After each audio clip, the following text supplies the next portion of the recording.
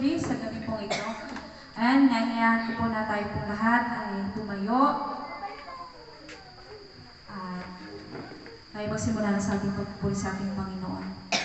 At sige po, simulan po natin ang ating pagsamba sa oras na ito sa isa pong panalangin. Hallelujah. Yes, O God, hallelujah. Ama naming banal, Diyos na makapangyarihan sa lahat, purihin ka, Panginoon. Maraming salamat na Diyos sa oras na ito, Panginoon. Lord, kami nagagalang, kami, Panginoon, Lord, ay buong puso, Panginoon, nagpapasalamat, Panginoon, sa iyo, Lord, sa kabutihan, katapatan, at kadakilaan mo sa aming mga buhay. Father God, thank you for this wonderful day, Lord, ng accomplishment, Lord, pagsama mo sa aming, Panginoon, sa buong maghapong ito, Panginoon.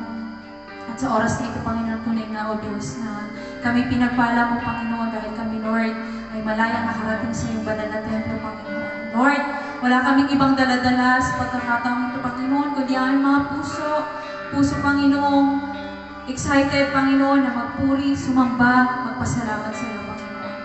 At bago, Panginoon, ang lahat, O Lord, dalangin din namin, Lord, sa pagkakataong ito, sa atin mo po kami. Linisin niyo po, Panginoon, ang aming puso at isipan, Panginoon. Upang, Lord God, magkarapat-dapat ang aming mga papuri, Panginoon, sa iyo pong harapan. At salamat, Banal na Espiritu, sa iyong pangunguna, sa iyo, Panginoong, banal na presensya, Panginoon, sa aming pong kalagitnaan. Pagpalain niyo po kami, Panginoon, mga anak mong narito, maging, Lord, ang aming mga kapatid, Panginoon, na sa oras na ito, Lord, ay makikisamba kasama namin, Panginoon, Lord, sa kani-kanilang mga tahanan. Let your holy presence be upon us, Panginoon, at purihin ka, Lord. Nataas ka namin, sinasabat ka sa salamatan sa pangalan ng iyong anak na si Jesus. Amen. Amen.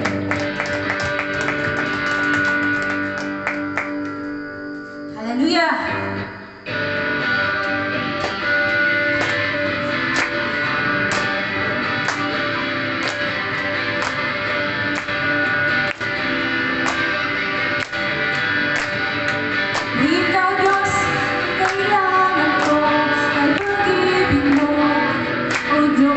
Buhay ko ito, kadalasan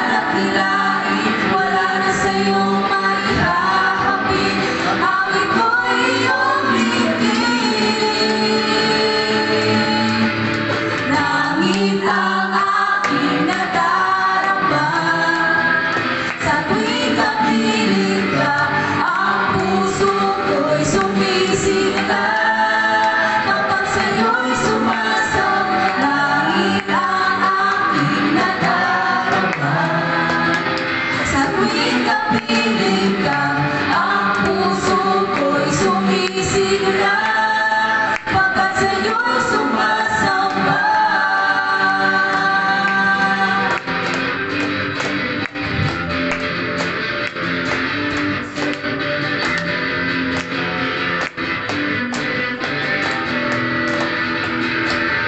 Hallelujah! Patuloy po natin palakpakan ang kawitan natin, Panginoon.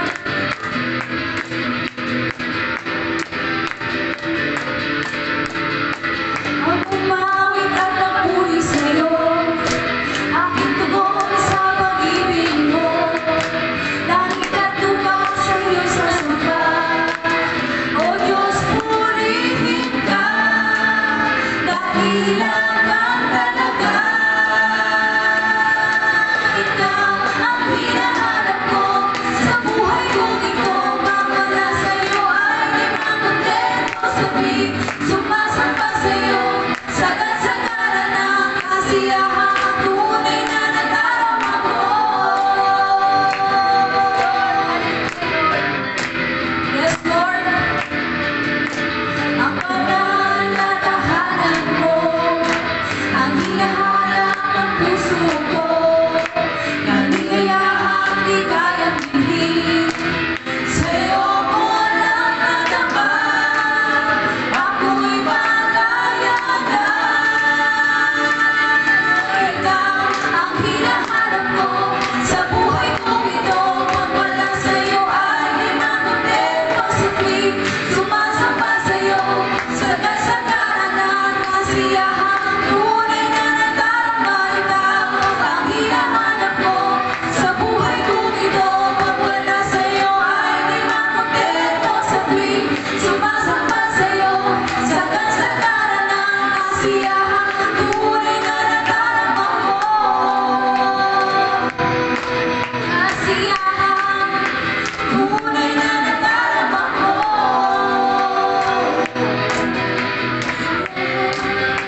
Tunay na nadarama ko.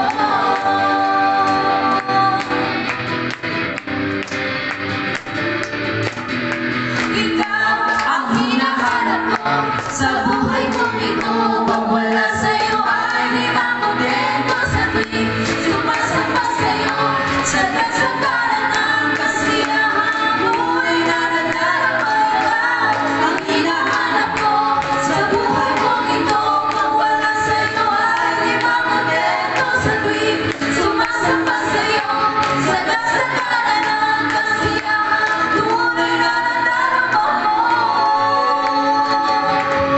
Kasiyahan, tunay na nadarama ko. Kasiyahan, tunay na nadarama ko. Ikaw, yes, Lord. Purihin ka, Panginoon. Hallelujah, Lord. Yes, Lord. Tunay nga, Panginoong Diyos, na ibang kasiyahan, Panginoon, ang nadarama namin, Lord. Sa tuwing kami, Panginoon, ay aawit at magpupuri sa iyo, Panginoon, Lord God.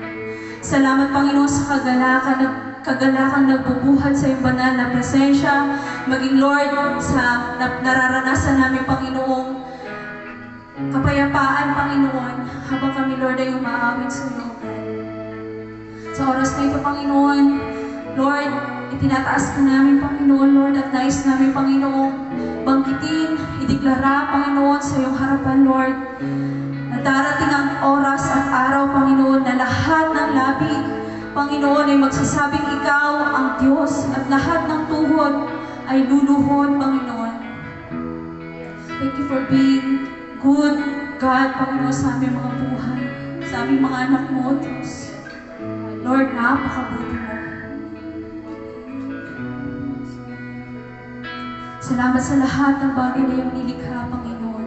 At lahat ng ito, Panginoon, Lord, isang araw ay magbabalik ng papuri pagsamba sa iyo, Panginoon. Hallelujah.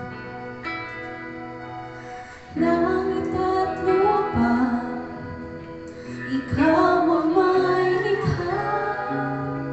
Lahat ng naririto, ikaw ang may gawa.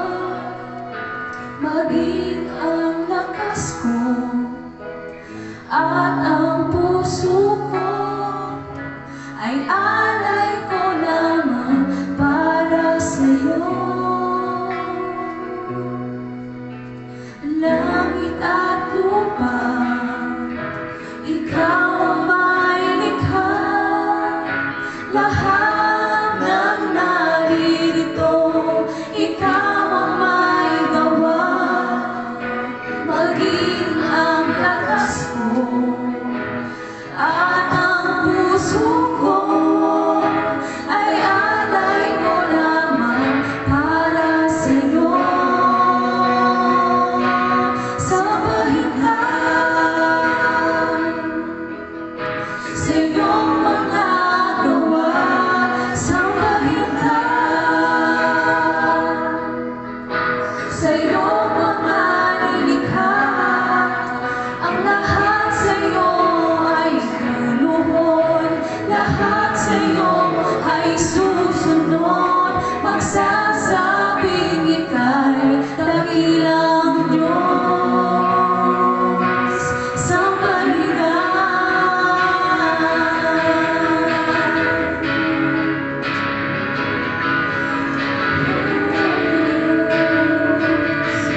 Sambahin ka. Langit at lupa, ikaw ang may likha. Lahat ng naririto, ikaw ang may gawa, maging ang lakas ko at ang puso ko ay alay ko lamang para sa'yo. Sambahin ka sa iyong mga gawa, sambahin ka sa iyong mga nilikha. Ang lahat sa iyo ay luluhod, lahat sa iyo ay susunod, magsasabing ika'y dakilang Diyos. Sambahin ka sa iyong mga gawa, sambahin ka sa iyong mga nilikha. Ang lahat sa iyo ay luluhod, lahat sa iyo ay susunod, magsasabing ika'y dakilang Diyos. Tanging ikaw lamang, Jesus, ang dakilang manunubos. Wala nang ibang katulad mo dito sa puso ko. Tanging ikaw lamang, Jesus, ang dakilang manunubos. Wala nang ibang katulad mo dito sa puso ko. Sambahin ka sa iyong mga gawa, sambahin ka sa iyong mga nilikha. Ang lahat sa iyo ay susunod, lahat sa iyo ay susunod, magsasabing ika'y dakilang Diyos. Sambahin ka sa iyong mga gawa, sambahin ka sa iyong mga nilikha. Ang lahat sa iyo ay luluhod, lahat sa iyo ay susunod, magsasabing ika'y dakilang Diyos. Sambahin ka.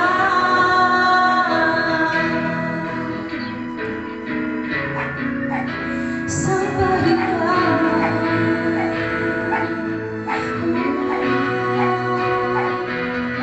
Sambahin ka.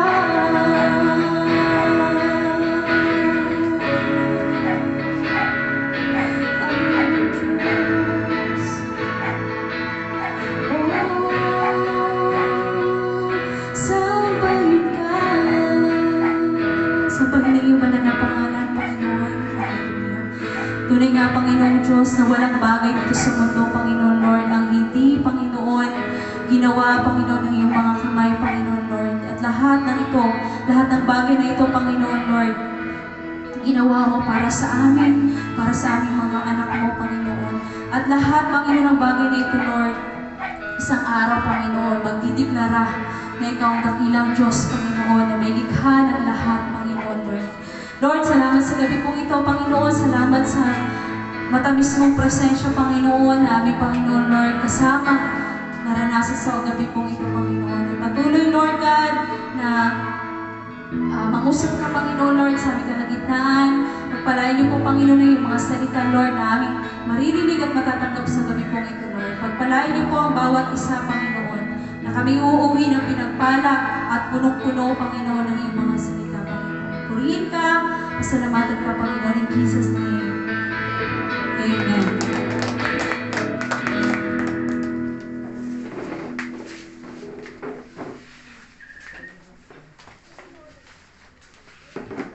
Good. Praise God po. Pinagpalang gabi po sa ating lahat. Amen po ba? Pwede po ba mag-amen? Amen. Tayo po na yung mag-pray para po masimulan natin yung mensahe ng Panginoon sa gabi ito. Hallelujah. Amang banal na makapangyarihan sa lahat, lubos kami nagpapasalamat po sa inyo sa pag-iingat, pagmamahal at gabay niyo sa amin sa mga nagdaang mga araw, Panginoon.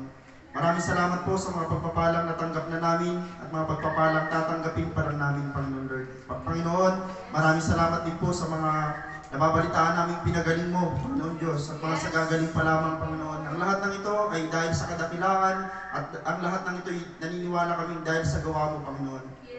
Lord, sa gabing ito, hayaan mo muli, Panginoon Diyos, mailagay namin ang aming mga sarili bilang mga anak mong nakikinig at hindi lang basta nakikinig ng mga salita mo, kundi willing, excited, Panginoon Lord, na gawin ang kalooban mo, yung aming mapapakinggan sa gabing ito, Lord. Panginoon, abutin mo lahat ng mga tenga, lahat ng mga pusong nakikinig sa oras na ito sa mensahe, Panginoon Lord. Dalangin kong ito'y magkaroon sa kanila ng magandang impact, Panginoon Lord. Matindi at makapangyarihang impact, Panginoon Lord, na makapagpababago ng kanilang mga desisyon sa buhay, makapagpabago ng kanilang mga pananaw sa buhay bilang isang Kristiyano, Panginoon Lord. Abutin mo ang lahat ng mga nahihirapan, abutin mo ang lahat ng mga nababagabag na galinlangan sa iyo sa oras na ito, Panginoon Lord. At dalangin kong patuloy na mailapit namin sa iyo, hindi lang kami kundi ang lahat ng mga taong makakapakinig, makakapanood ng mensaheng ito, Panginoon Lord. Kayo mapapurihan, aming Diyos na makapangyarihan. Alam namin, Panginoon Lord, na niloob mo lahat ng bagay sa sanlibutan ito, niloob mo ang oras na ito sapagkat may gusto kang iparating sa aming mga willing makinig sa iyo, Panginoon Lord. Pagpalain mo ang lahat sa iyong pinakamataas na papuring pagsamba sa pangalan ng aming Panginoong Jesus. Amen. Purihin ang Panginoon. Praise God po. Yan. So yan lagi ho ang ating bungad na mensahe ng Panginoon. Lagi ho tayong prepare o lagi tayong handa sa anumang oras na pagbabalik ng Panginoon dahil talagang malapit na ho ang pagbabalik ng ating Panginoon. Sa gabi pong ito, pag-aaralan po natin ang mensahe po sa sa 1 Thessalonica chapter 5 verse 21. Yan. Okay, nagano dito sa screen. Okay. Sabi dito ho, ang mensahe natin ay patungkol sa pagsusuri. Pag sinabi ho pagsusuri, yan ho ay pagsusubok. It's either sa tao o sa isang bagay. Yan ho ay, yung pagsusuri ho ay para subukin ng isang bagay, isang tao, kung siya ho ay tunay, totoo o hindi. Ano? Isang ibig sabihin din po ng salitang pagsusuri ay pagkikilatis at pagsisiyasat. So napakainam ho ng mensahe natin sa gabing ito dahil ito ho yung pinakakailangan natin sa panahon na ito, lalo't ang panahon ho natin ngayon ay hindi na ho basta-basta. Naintindihan po ba natin? May mga sitwasyon sa panahon natin ngayon na parang hindi may paliwanag ng kahit na sinong tao at talagang kung hindi tayo magsisiyasat, marami ho maliligaw.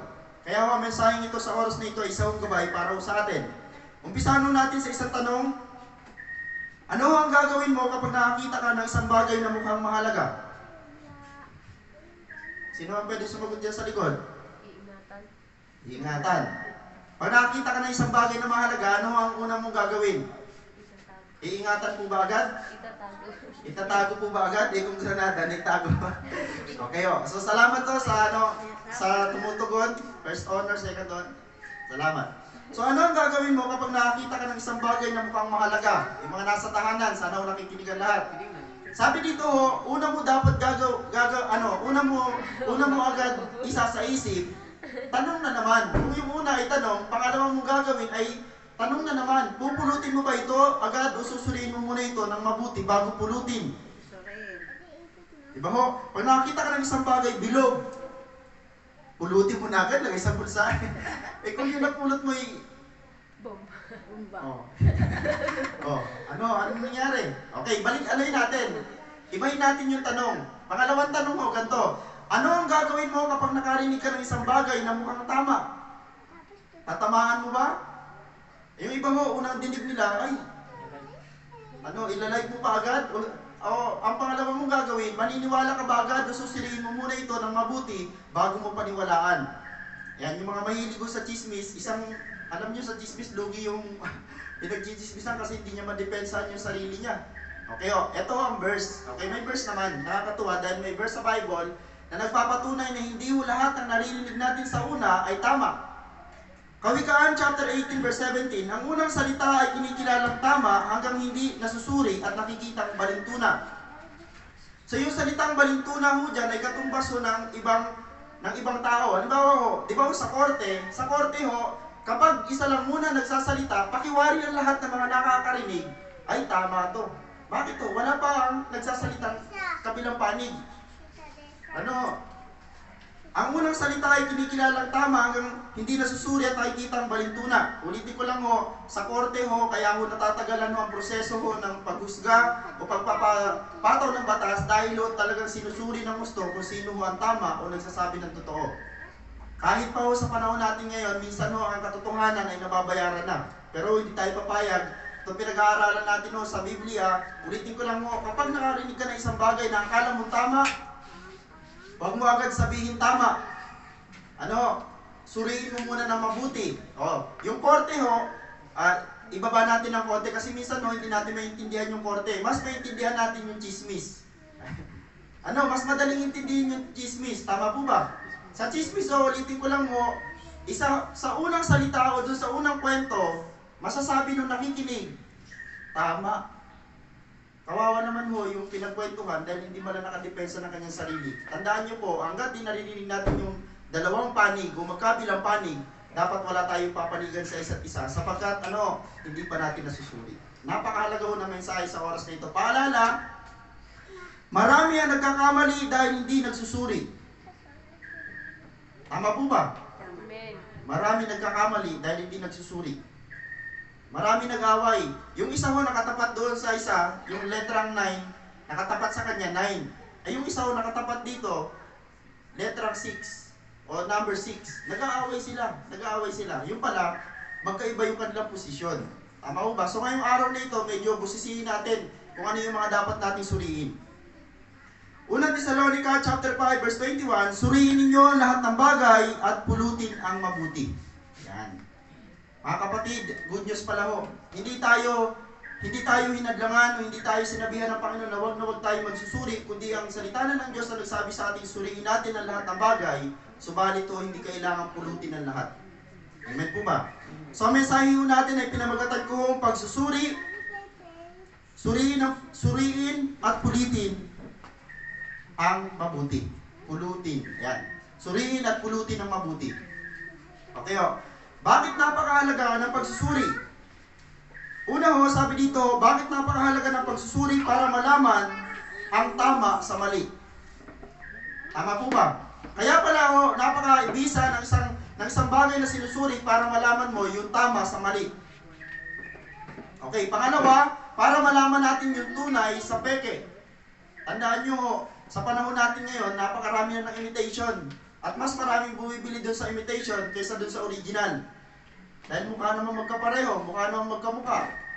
Pero sa pagsusuri ho, makikita ho natin, lalabas ang tunay na original. Okay ho. Next, sabi dito ho, bakit kailangan nating suriin ang isang bagay para malaman natin ang mabuti laban sa masama. Kaya ho, ang daming dahilan kung bakit napakahalaga ng pagsusuri ho.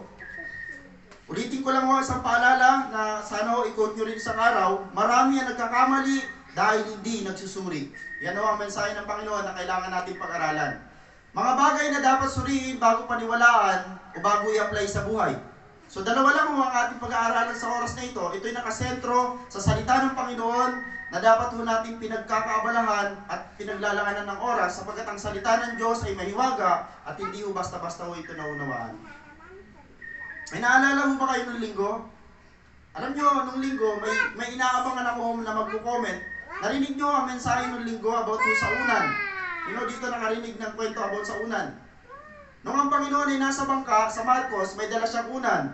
Sinabi ko ho, pagkatapos ho kaya mo nagdala siya ng unan dahil may ma-encounter silang mga tao, isang tao hong sinasapian, at yung unan na ho yun ay gagamitin niya yung punda para idamit sa kanya. Wala mo sa inyo, wala man lang sa inyo nagpuna doon. Para sabihin, Pastor, parang walang ganon. Wala akong nagganon sa inyo. Bigla ako nalungkot. Alam niyo bang wala akong punda sa Bible na nilagay doon sa unan? Pero possible, si Jesus talaga ho ang nagdamit doon sa tao o sa lalaking sinasapian. Una, sapagkat wala hong makalapit sa kanya. Pangalawa, dahil lahat ng tao na nandun ay takot. Pero ulitin ko lang po sa inyo, kailangan suriin ang lahat ng bagay, wag lang po puro amen. Amen po ba? Isang beses po dito sa simbahan nangyari, puro ko nilagay ay Genesis. Parang hindi naman pala Genesis. Salamat doon sa dalawang magnanay na pumuna. Alam nyo, napakaganda sa isang pastor, marunong tumanggap ng puna. Pastor Hubay, hindi nagkakamali? Nagkakamali din. Kaya mga kapatid, sana ho, suriin natin ang lahat ng bagay. Okay, mga hula sa Biblia, ang una natin dapat sinusuri ho ay mga hula sa Biblia. Alam niyo po ba, mag-search kayo, mag-research kayo sa oras dito sa YouTube, sa internet ho, mag-type kayo about doon sa bakuna. Napakarami ho mga Kristiyano ang maglalagay ho ng iba-iba nilang definition sa bakuna hanggang sa lumitaw ho yung 666 at sabihin nung itong bakuna ay anti-Kristo. Nung isang araw ho, may nag-send sa akin ng video, iningatan ko na wag ma-send sa pamilya ko, sa pamilya namin ni Sheila dito, iningatan ko na wag i-send, baka ho, pag napanood nila, sa unang panood nila, magmumukha hong tama na panood nila. Ang ginamit ho nila doong mensahe sa Biblia, yung hula ni Daniel. Tandaan nyo ho, napakahirap ng sitwasyon natin ngayon, lalo kung di ka nag-aaral ng salita ng Diyos. So una nating susuriin ay mga hula sa Biblia. Sabi dito ho, ang hula sa Biblia ay mga hinula ng mga propeta ho na pinili ng Diyos. Unang Tesalonica chapter 5 verse 20, ang sabi dito ho, huwag ninyong hamakin ang anumang pahayag mula sa Diyos. Mga kapatid, huwag ninyong hamakin ang salita mula sa Diyos. Pag may pumunta sa inyo isang tao na nangangaral patungkol sa salita ng Diyos, wag natin silang husgahan, wag natin silang hahamakin. Ano ang sabi ng Biblia sa Thessalonica chapter 5 verse 21? Bagkus suriin ninyo ang lahat ng bagay at pulutin ng mabuti. May mga panahon sa buhay natin na hindi natin naiwasan na magtanggap tayo ng mga tao na nangangaral ng patungkol sa kanilang reliyon, ng mga ngaral na patungkol sa kanilang paniniwala.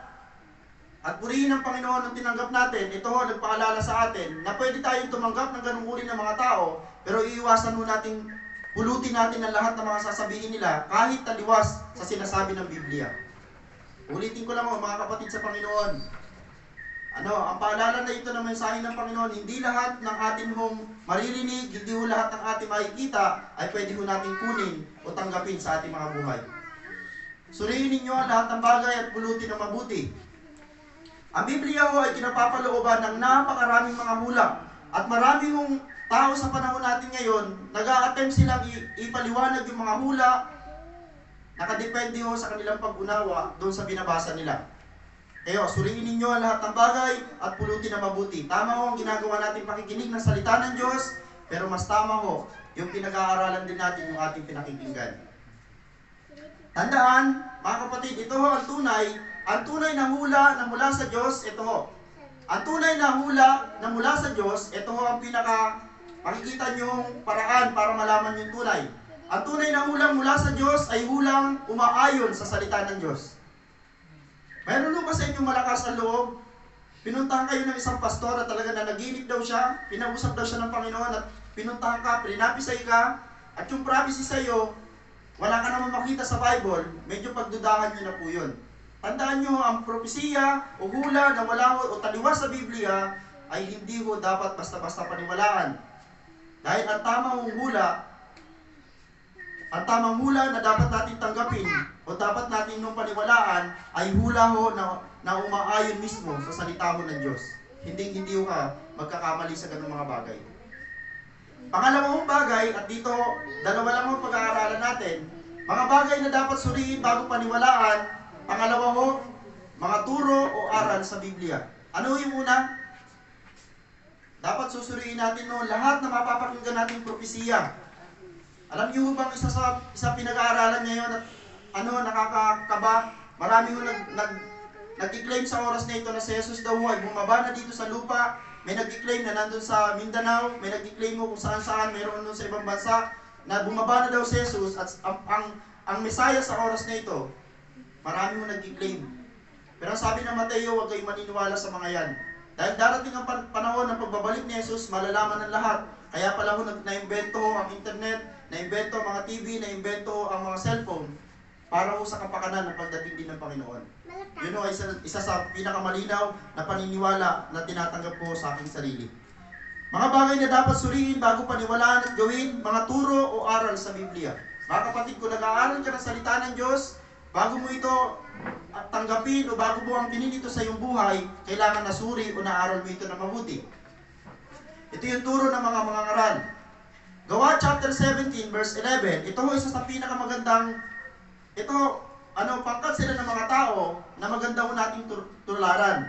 Mas mabuting kausapin ng mga Hudyo roon kaysa sa mga taga Tesalonica. Wiling-wili sila ng pakikinig sa pangangaral ni Pablo. At sinasaliksik araw-araw ang mga kasulatan upang tingnan kung totoo nga ang mga sinasabi niya. Ang mga taga-Berea, sila ho yung mga tao na excited sa pakikinig ng salita ng Diyos, pero hindi lang ho basta sila na-excite sa salita ng Panginoon, bagkus ho sila mismo, pagkatapos nila mapakinggan ang salita ng Diyos, pinag-aaralan ho nila.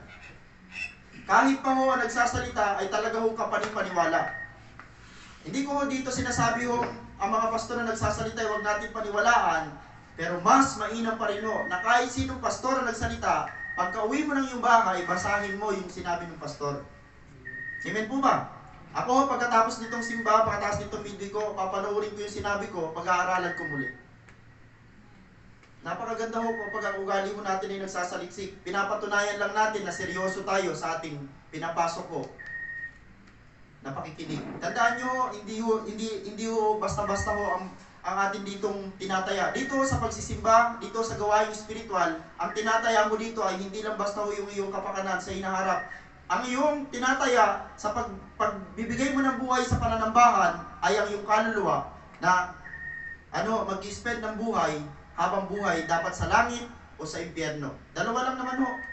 Kaya dapat napakaseryoso tayo sa mga bagay na spiritual dahil dito ho nakasalalay kung saan ilalagak ang ating kaluluwa isang araw. Ako hindi papayag mapunta sa impyerno habang buhay. Kaya ho napakaseryoso ko pagdating sa Biblia. Pangalawang Timoteo chapter 3 verse 16, ito ang mababasa natin. Lahat ng kasulatan ay kinasihan ng Diyos at magagamit sa pagtuturo ng katotohanan. Kaya pala ang sarap sa pakiramdam kapag may alam ka sa Bible at yung alam sa Bible na nababasa mo ay tinuturo sa sarili mo. Tingnan nyo, lumilitaw ho kung gaano kasarap ang mamuhay na puno ng katotohanan. Kaya ho, ang dali magturo sa iba. Di ba ho, ang dali magturo sa iba kung in-apply mo muna sa'yo. Sa pagpapabulaan sa maling aral. Alam natin, pag binasa natin ang Biblia, na napakarami sa panahon natin ngayon na nagtuturo ng kasinungalingan. Yung mag-claim ka lang na ikaw si Jesus ay isa na akong kasinungalingan dahil isa lang mo ang Kristo. Hindi mo pwede maging dalawa, hindi mo pwede maging tatlo ang Kristo. Isa lang mo si Kristo. At ang Kristo ho na inaabangan natin ay malapit nang dumating. Hindi ho dumating na. I-search nyo ho sa internet. Jesus Christ sa panahon natin ngayon. Hindi lang ho apat, napakarami ho nila. May pulube. Ang dami ho nila. May napakayaman. May kalbo pa nga ho ata eh. Papayag ka ba si Jesus kalbo? No. Sa pagpapabulaan sa maling aral, sa pagtutuwid sa likong gawain at sa pag-akay sa matuwid na pamumuhay, gamitin mo natin ang salita ng Diyos. Ang salita ng Diyos ay napakarami ng gamit at lahat ho yun ay mabisa. Pastor, gusto ko talagang sira ng aking kapatid patungkol sa katotohanan. Kung ang Biblia ang gagamitin mo, dapat suriin mo muna mabuti. Baka naman ang isi-share mo sa kanya, pag hindi ka nagsimba, mapupunta ka sa impyerno. Wala ka nang mababasang ganun. Sana ho malinaw kung ituturo natin ang katotohanan, dapat ho nasuri, dapat ho napag-aralang mabuti, para ho pag na-i-apply o napakinggan ng tao sisira natin, malinaw ho sa kanya. Amen po ba? Tandaan ho, ang tunay na turong mula sa Diyos ay turong nagtuturo ng katotohanan patungkol kay Jesus. Yan ho ang turo na totoo. Pag ang isang turo ho ay patungkol na sa kanilang simbahan, pag ang turo ho ay patungkol na sa kanilang reliyon at hindi na sa relasyon kay Jesus, malinaw ho ang pinapakinggan natin. Tandaan nyo, ang tamang turo na patungkol sa Biblia ay nagtuturo patungkol kay Jesus, na siya ang anak ng Diyos, na ating tagapagligtas. Yun ho ang tamang turo na dapat ho napapakinggan natin. Isang babala, bago tayo ho matapos. Hindi lahat ng mga nagsasalita o nangangaral patungkol sa salita ng Diyos ay mga taong galing sa Diyos. Naniniwala po ba kayo?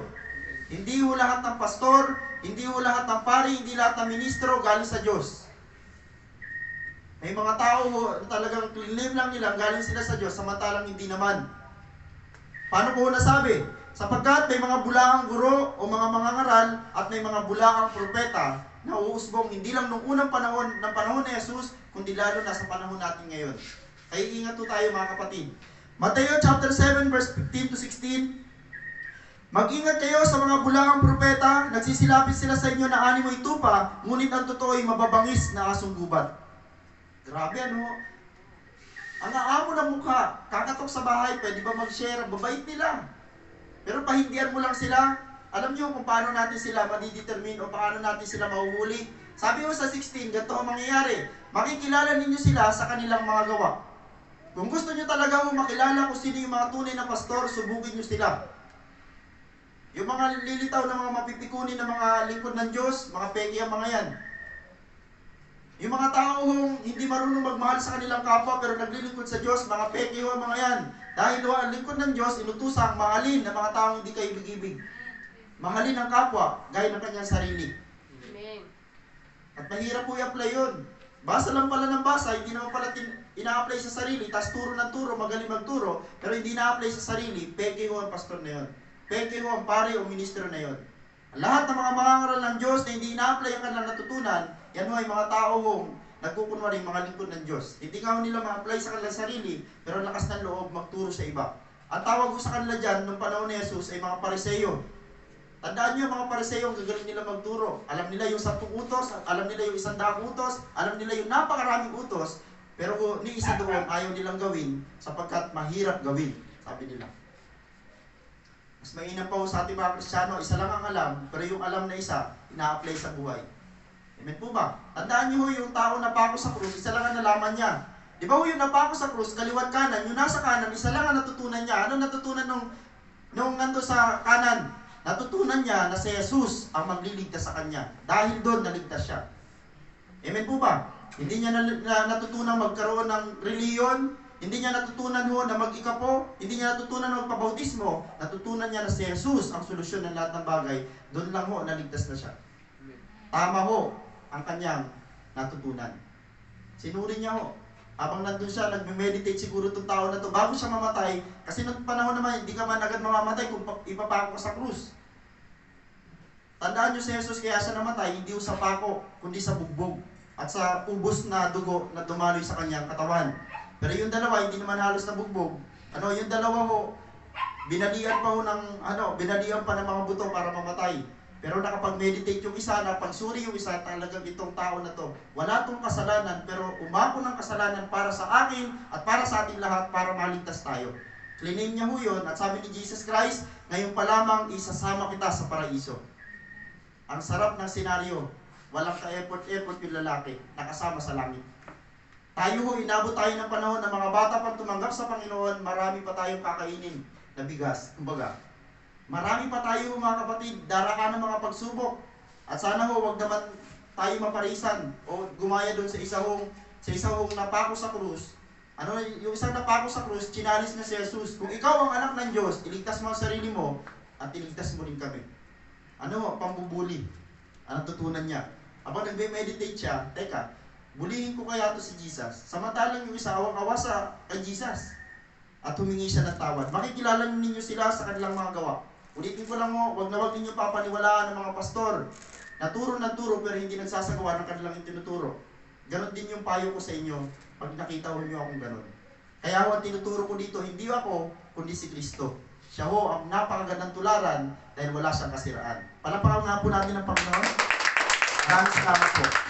Mateo chapter 24 verse 11, marami ang magpapanggap na propeta at ililigaw nila ang marami. Ito, masamang balita. Maraming magpapanggap na propeta at marami silang maliligaw. Ano? Kaya pala sa panahon natin ngayon, nag-uusbungan ng napakaraming mga mega churches na ang mga founder ay talaga namang hindi naman tinawag ng Panginoon, kundi tinawag nila ang kanilang mga sarili para sa kanilang personal na kapakanan. Pangalawang Pedro chapter 2 verse 1, noong una lumitaw sa Israel ang mga bulaang propeta, sa inyo naman may lilitaw ng mga bulaang guro. Sa Israel may lumitaw ng mga bulaang propeta. Sa panahon daw natin, o sa panahon ng mga apostol, sa inyo naman may lilitaw ng mga bulaang guro, gagamitan nila ng katusuan ng pagtuturo ng mga aral. Mga aral na makasisira sa inyong pananampalataya. Itatakbo nila ang Panginoon na nagligtas sa kanila, kaya't biglang darating sa kanilang kapahamakan. Sa panahon natin ngayon, maraming magtuturo ng mga aral ng Diyos, pero si Jesus ay sinasantabi at halos hindi na ipakilala. Nakasentro sila sa Diyos Ama, pero wala silang pakialam sa Diyos Anak. Hindi pwede yun. Tandaan natin kung ano yung gagawin natin sa anak, yun ang ginagawa natin sa Ama. Sabi ni Jesus. Sabi ni Jesus, kung ano yung ginagawa nyo sa akin, ginagawa nyo sa tatay na nagsugo sa akin. Kaya kung sinasamba natin si Jesus, pinapupurihan natin si Jesus, pinapupurihan natin ang kanyang Ama sa langit. Wala hong mali doon. Pangalawang Pedro chapter 2 verse 2, gayunman marami silang mahihikayat na sumunod sa kanilang kahalayan. Dahil dito, pati ang daan ng katotohanan ay malalapastangan. Ulitin ko lang kahit anong bisa ng pangangaral natin, kahit anong sipag natin mangaral ng katotohanan, marami pa rin mga tao mahihikayat sa kasinungalingan. Kasi bakit ang pagpili ay desisyon natin. Hindi desisyon ng Diyos. Nung tinanggap natin ang Panginoon bilang Panginoon at sariling tagapagligtas, hindi niya desisyon yon sa ating buhay, kundi desisyon natin yon. Tama po ba? May kalayaan ang bawat isa na piliin siya o hindi. Maraming salamat mga kapatid dahil pinili natin ang Panginoon. Pero alam niyo po ba, habang nabubuhay ka sa sanlibutan ito, pinili mo na siya, pero pwede mo pa rin siyang iwanan isang araw. Pwede mo pa rin siyang talikuran isang araw. Yun yung mga tinatawag na mga backslider. Pastor, dati po akong born again. Ang dami ko na nakausap. Pastor, dati po akong born again. Nalungkot ako bigla. Yung salitang dati, parang sinasabi niyan, dati ako ligtas. Tandaan nyo maliligtas lang yung mga tao mong na born again o nagbago ng buhay dahil kay Kristo. Pangalawang Pedro chapter 2 verse 3, sa kanilang kasakiman, lilinlangin nila kayo ng matatamis na pangungusap upang makuha ang inyong kayamanan. Alam nyo marami nahihikayat sa maling katuruan dahil sa bait at dahil sa ganda ng pagsasalita ng founder o yung namumuno sa isang simbahan. Ang dami nalilinlang dahil sa matatamis na salita. Tandaan nyo, ang katotohanan, masakit man ito sasabihin ng tunay na pastor o tunay na lingkod ng Diyos. Masakit man ito, kailangan natin tanggapin sapagkat ang katotohanan ang tanging lang makapagpapalaya sa tao.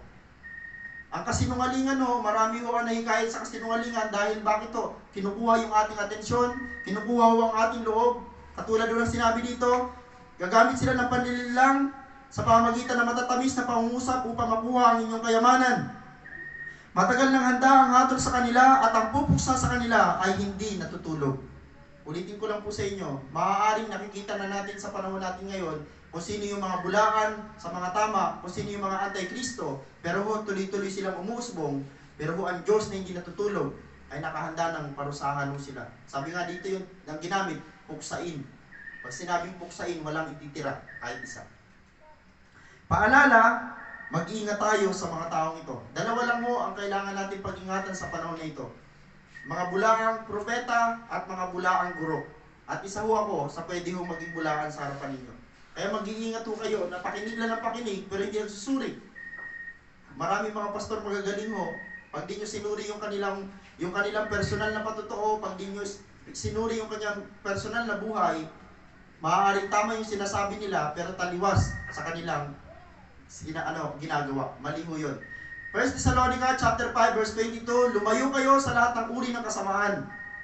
Ito ho ay utos sa lahat ng mga nakikinig at sa lahat ng mga taong inaaring ang Diyos ang kanyang Panginoon. Tandaan, balikan mo natin ito. Pwedeng suriin ang lahat ng bagay, subalit hindi lahat ng bagay ay pwedeng pulutin. Amen po ba? Pwede daw suriin ang lahat ng bagay. May nakita kayo isang bagay, suriin mo. Pero wag na wag mong pupulutin. Hanggat di mo nasusuri. Pwede mong suriin ang lahat ng bagay, pero hindi lahat ng bagay pwede mong pulutin. Nagets niyo po ba? Sana ho ganun ang ating pananaw. Basa ka ng basa, hindi lahat ng binabasa mo pwede mong i-claim o pwede mong i-apply sa sarili mo. Ang sabi ng Biblia ho, yung tama lamang at makabubuti sa atin. Tama at mabubuting mga bagay lamang ang ating dapat pulutin, piliin, at gamitin. Hamon. Suriin natin ang lahat ng bagay at pulutin lamang natin ang tama at mabuti. Sana ho itong mensahe sa gabing ito ay makapagpaalala sa atin na hindi lahat ng pang-araw-araw na maririnig natin sa ating mga kapitbahay, sa ating mga kaibigan, maging sa lahat ng mga kapatiran natin ay hindi lahat makabubuti para sa atin. Mag-ingat tayo sa mga toxic na tao. Mga kapatid, kung may problema ka, tapos may sasaw-saw pang isa, dalawa na. Kaya mas mainam, sa totoo lang mo, napakahirap pagka na-toxican ka, ang ganda ng gising mo. Tapos may toxic, may dala-dala masamang balita, tapos in-embrace o tinanggap mo ito, yung ganda ng gising mo, papalitan ng masama. Maghapon pa. Ingat to tayo, ulitin ko lang mo, pag ramdam mo sa sarili mo, ramdam mo sa taong ito, dahil itong tao na to magsasabi ito ng mga masasama. Okay, sana may mabuti siyang sabihin. Dahil kung puro masama, wala akong tatanggapin ni isa doon. Tama po ba? Pulutin lamang mo ang mabuti, pero suriin ang lahat. Palakpakan po natin ang Panginoon. Yan ho ang mensahe ng Panginoon sa gabi ko. Pagsusuri, suriin at pulutin ang mabuti. Tayo ho ay manalangin. Panginoon Diyos na makapangyarihan sa lahat, kami po ay nagpupuri sa inyo, nagpapasalamat ng lubos, Panginoon, dahil ganun mo na lang kami kamahal, Panginoon Lord. Maraming salamat dahil ako bilang iyong lingkod ay patuloy mong tinutuwid. Patuloy mo ako, Panginoon Lord, pinapaalalahanan na maaaring isang araw gamitin ako ng kaaway para magsalita ng kasinungalingan. Pero Lord, maraming salamat dahil ang tinuturo ko, Panginoon Lord, sa simbahang ito ay walang iba kundi ang katotohanan sa buhay ni Jesus, Panginoon Lord. Sa lahat ng mga kapatid ko narito, sa mga taong nasa tahanan, nakikinig ng mensaheng ito, sa lahat ng mga taong nakakapakinig at nakapanood ng mensaheng ito, patuloy kong dalangin, yakapin mo sila, iparamdam mo sa kanila, Panginoon Lord, ang katotohanan ng gagaling sa inyo, Panginoon. At maraming salamat na kami lahat ay patuloy na magkaroon ng kasabikan, na basahin ang mga salita mo, basahin, Panginoon Lord, ng paulit-ulit ang mga salita mo, lalo na yung mga hulang nakasulat dito, sapagkat ang hulang nakasulat dito, Lord, ay mahiwaga, subalit ang lahat ng ito ay nangyari at mangyayari na, Panginoon.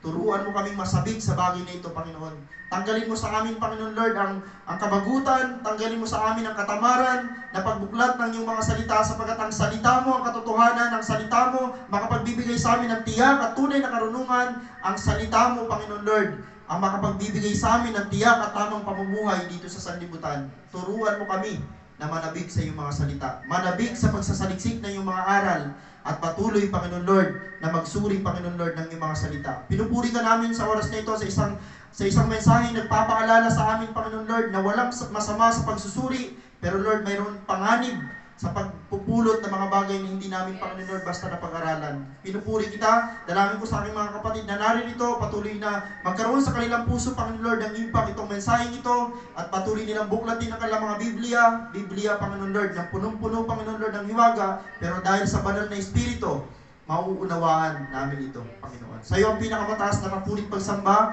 sa pangalan ng aming Panginoong Hesus. Amen. God bless.